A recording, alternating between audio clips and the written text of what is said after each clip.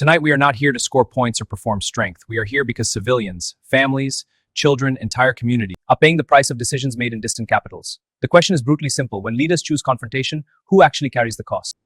Mr. Trump, when escalation looms and civilian suffering is already visible, how does a leader justify further confrontation? Nobody wants civilians in the crossfire, but leadership is not wishful thinking. Threats do not disappear because we ignore them. Peace is protected by strength, clarity, and the willingness to act before a problem becomes a catastrophe. Weakness invites disaster. Yet strategy that produces destroyed homes and traumatized populations eventually loses its moral foundation.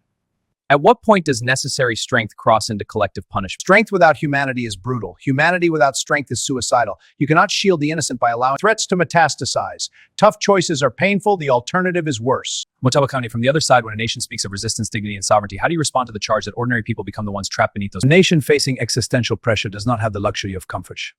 Resistance is not romantic, it is a refusal to vanish. Submission as pragmatism is still erasure. What do you say to a mother who speaks only the language of loss, not the language of resistance? Loss is the shared tragedy of every conflict. The deeper tragedy is demolition without dignity except authority of injustice in silence. People resist because they understand that a life without dignity is already a form of death. Both of you claim history, duty, and protection, yet civilians remain the constant collateral. Who then truly speaks for them? A responsible leader speaks for them by preventing greater chaos even when the medicine is bitter. Emotional appeals are easy, decisive. Responsibility also demands justice. Peace cannot be built on one side's silence and the other's dominance. One side says peace requires strength, the other says peace requires justice. The world sees only bodies in grief. Where does this cycle actually end for real people? It ends when respect for strength returns and negotiations become realistic. It ends when humiliation ends. Only then can dignity allow compromise. Mr. Trump, your response? We don't compromise with weakness.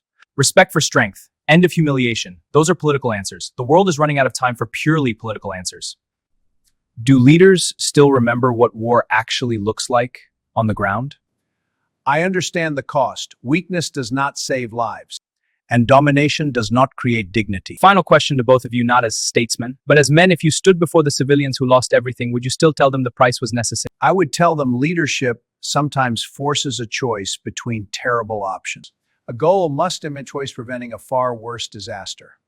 Lasting peace requires strength. I would tell them no people chooses pain, but a life stripped of dignity is a wound that never heals. Resistance is born of the fear of total erasure. Two visions, one rooted in strength, the other in justice. Beneath both, the same human fact remains. War reaches the innocent first. If power continues to speak louder than humanity, it will always find another microphone.